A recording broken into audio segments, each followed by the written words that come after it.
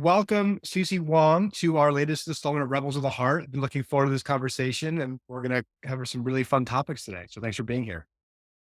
Well, thanks for having me, Derek. It's such a pleasure. Yes. So we'll start, and there's so many places we could start this conversation, but I think let's start with your story. You've had an amazing business career, which you can share some of the stops along the way and how you have infused Rebels with a Heart concepts into that work. But I think you have a really Mhm. fascinating personal story that kind of embodies that spirit as well. So we'd love for you to share a little bit about just your view of your life's journey and through both personally and through business and whatever feels right to you. Yeah, sounds good. What where do I start? So I am Chinese, so actually English is not my first language, and I grew up in the northeast part of China, a tiny little village. So when I grew up, it was really not much, humble beginnings, right? Yeah. No clean water, not enough food on the plate, and then my father actually used to work for military. So when he get reassigned to a paper factory, and so I actually spent my childhood growing up in a community of a paper factory. Okay. So me, my mom, and my dad, my sisters living in this like a one-bedroom studio, and almost and get to middle school, and then I moved to the city close by. Yeah. But still, and very limited resources. And my mom is just really the life inspiration of me. She started a papa mama shop, and that's when the financial situation for the family started getting a little bit better. Okay. And but somehow when I was a kid, I haven't never seen a world map, but I just knew there's a bigger world out there. And I just had this instinct, intuition in me to get out of my little village, little town, and to explore the world. Yeah. So I went to university, studying international tourism, never thought I was doing HR. I was probably a little bit biased back then in terms of what HR means. And then when I actually started was an e-commerce company, I get a taste of what HR, the impact as a human resource profession can do, foster organization growth and coaching leaders, developing people. And I'm like, wow, actually really interesting this. Yes. So spend the past 15 plus years, and I worked in 5 to 6 and three Fortune 500 companies in Siemens, Novartis, IBM. I helped grow to large size and Canada owned international corporations and all the best place to work in Canada. And I had an opportunity, privilege to start my own company, Yeah. which is a marketplace for chefs. So my past is not linear. I kind of like here and there, it's all driving by my passion and intuition. And Vancouver is the 13th city I lived around the world. And in terms of rebel was the heart, I would say I'm a rebel in some regard. Definitely. Um, I think, when I was little, I just don't see the world in the linear way. I believe that exponential technology will really alter society in next decade, and in the way that probably beyond what could have imagined. I was following ChatGPT in the past week, obviously now so hot.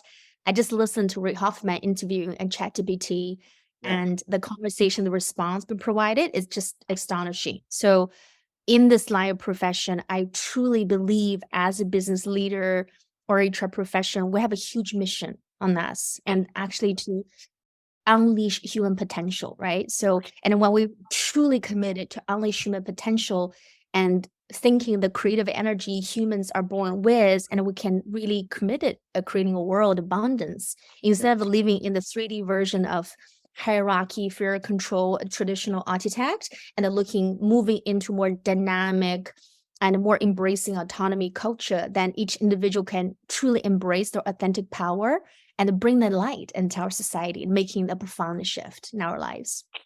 Very cool. Thank you for sharing that. And I completely agree with you on the role that HR can play. And I want to explore some of the topics that you just shared around technology and the evolution.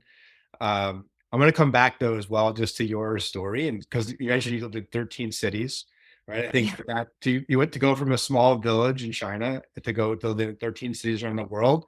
Share with us some of the story around those different locations and how they've influenced your evolving worldview and your view of what is human potential unleashed? What does it look like as you kind of connect the dots of these different cultures and these cities and these roles and your growth? What do you see? Because you obviously have a vision of the future of possibilities, but Yeah. what do you see along the way to inform that? Yeah, certainly. So I was born in northeast part of China and lived in Beijing, Shanghai, Yeah. Shenzhen, Wuhan, Qingdao, 5 cities. And I get to a stage, I think I'm quite familiar with the domestic market in China, but I still wanted to expand my horizon. Yeah. And so I moved to San Francisco to pursue my degree. I think that's really how my view altered, right? And from China, it was a monoculture, which is fantastic Asian wisdom, and the to international stage. And, going through my international school, I have 100 different countries and Yeah. representing in the community. So when I started to see the world, it's more in a holistic view, and I consider that we're actually all human beings and coming to this planet to learn, evolve. And then, after I get my master, I get opportunity working for Novartis, and then I lived in Siena and and quite a bit, and then I had opportunity to in Singapore and Tokyo, and explain very distinctive cultures, even Tokyo and Singapore, all in China, actually dramatically different. Yeah. And then with work and the life changes, I moved to Canada 7 years ago. I lived in Ottawa, Toronto, and now in Vancouver.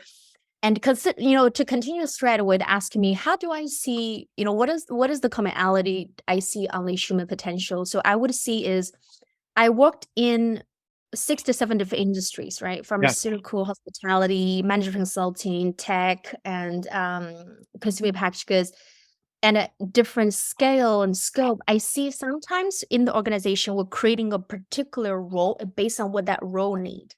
Yeah. So it's facilitated growth, is there organic growth? So for example, let's say, Derek, I want you to be chief product. So your job is fulfilling what that role needed from you. There's nothing wrong with that. Yeah. But the interesting piece is you as a human being, you're not linear. Correct. Right? So the chief product doesn't define you. It's just something you do.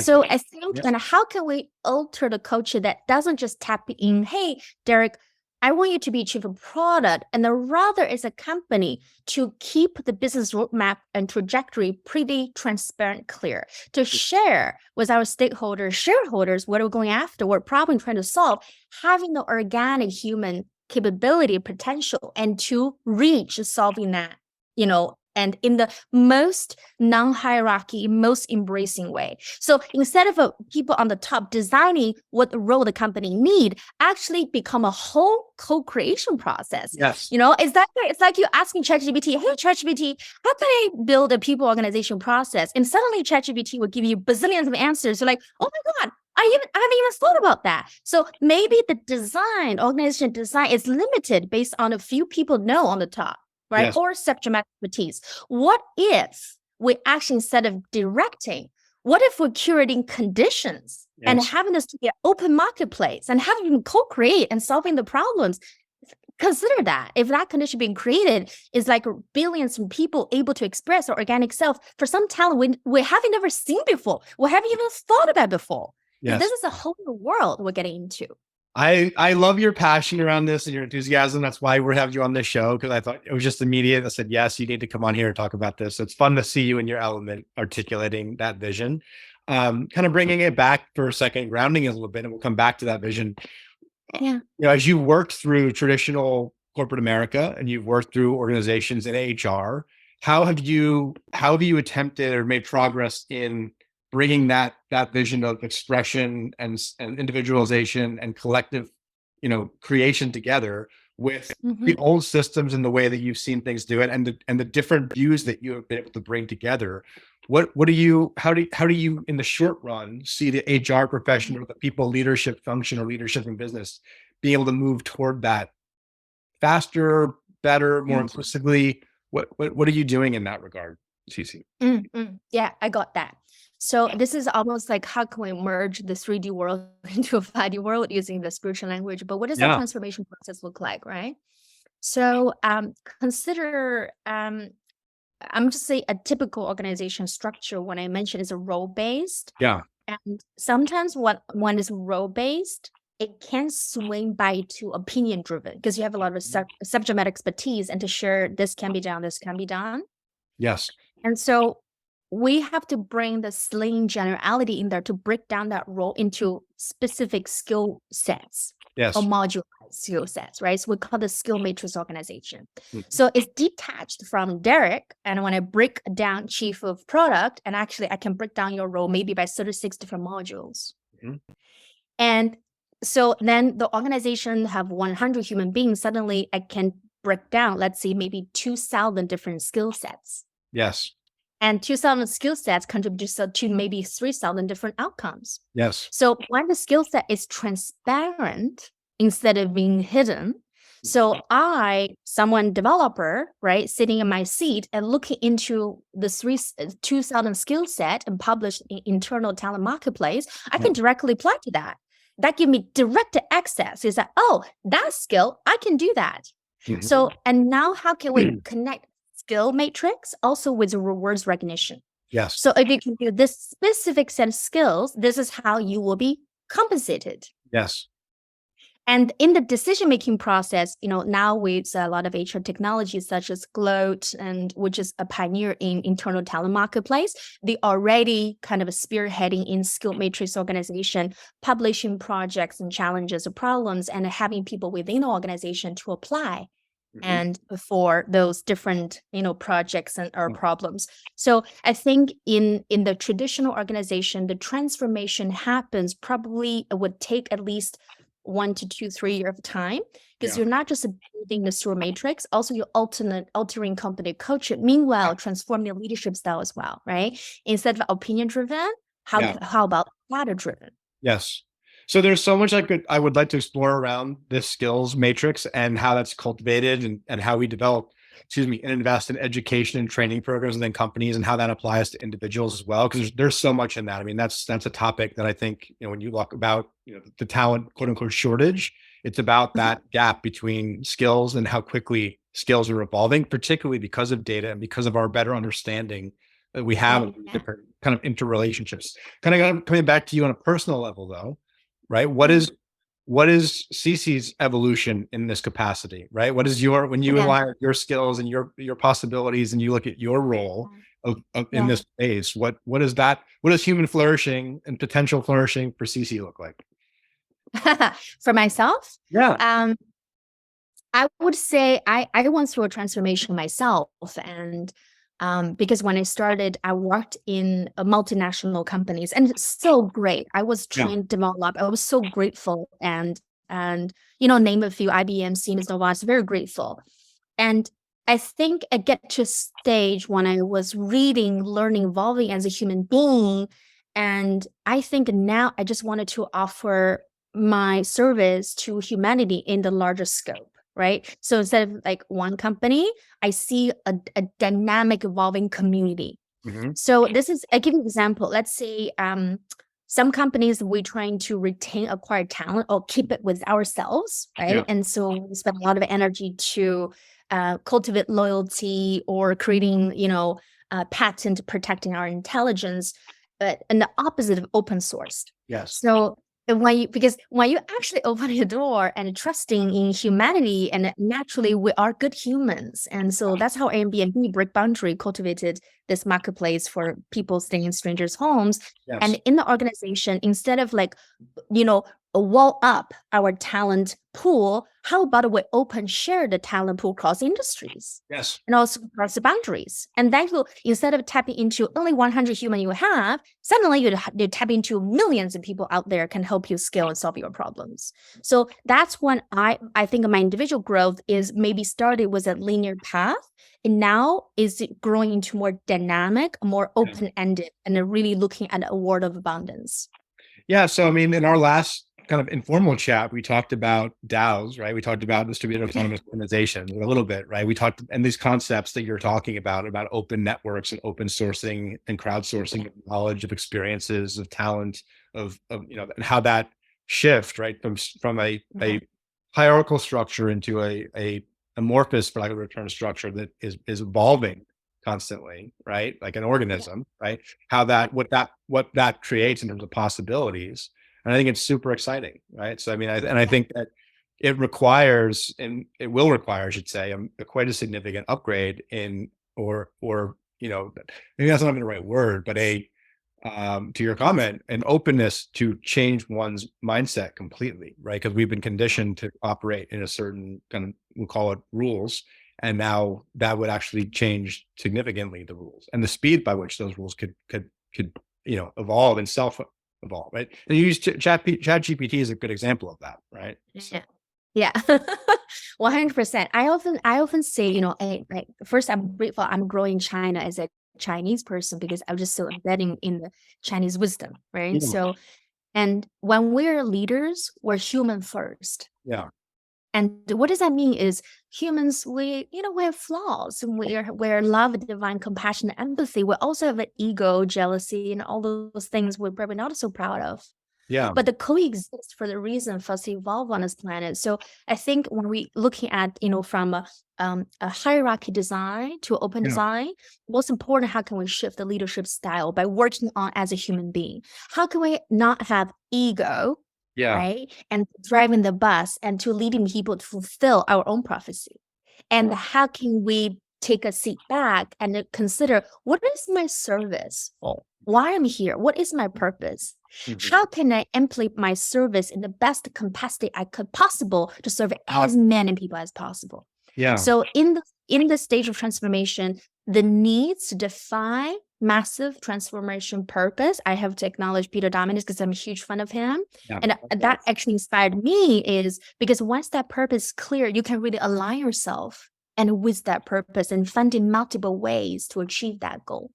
So I want to come back to the you said because I think this is an area where it would be particularly it's interesting for me, but I think also for the audience in the US in particular. How do you think the quote unquote Chinese wisdom, the traditions of how you learned culturally the Chinese experience versus what I call Western and how you were able to live and work and create in both of those cultures? Like share a little bit about how one informs the other and how you, for lack of a better term, have been again dynamically integrating them and how you and how that foundational experience through your childhood and your early career has Yeah.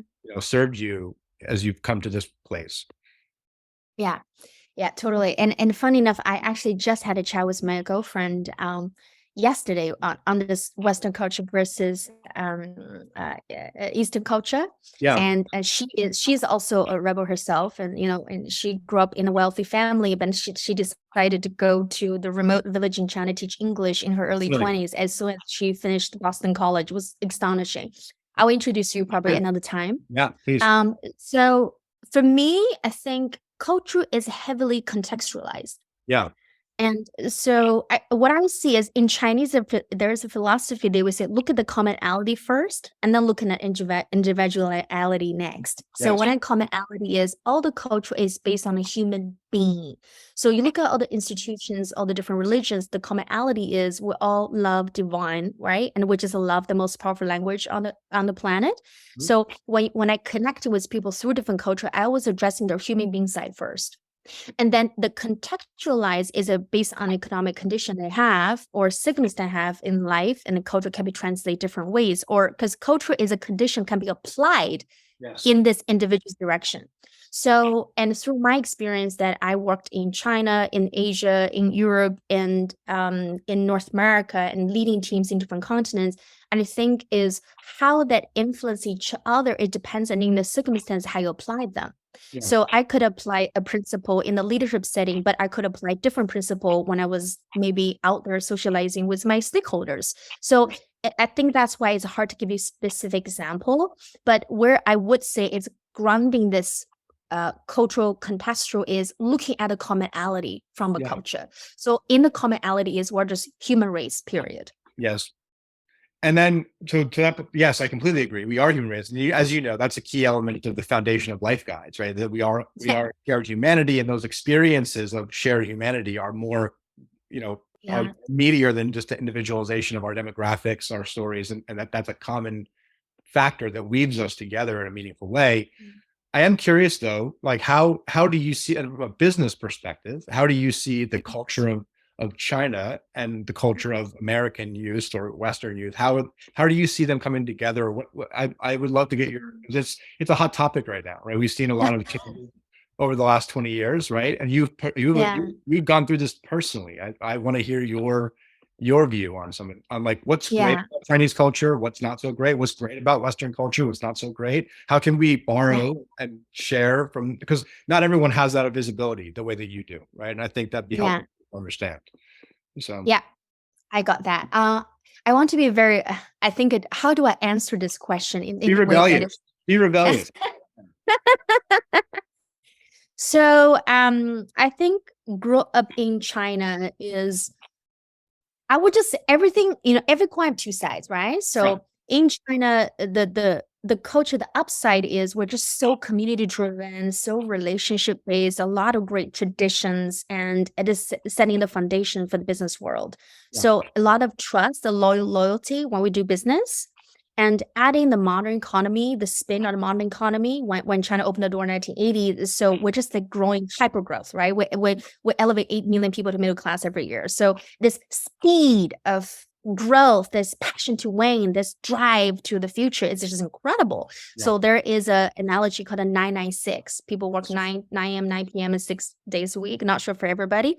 But the downside of that is because we have 5,000 years of history, sometimes we can be constrained on those social norms that put on us, right? The expectations, family giving to us, expectation for, respecting hierarchy, the decision-making order process. So it's not always linear. So that's kind of like a little bit on the China side.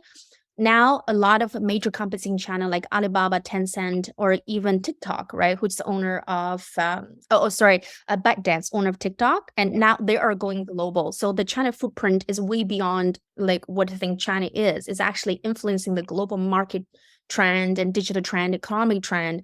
Yeah. And from a Western culture it's like paintings. China have watercolor, which is like more spirit and more freedom.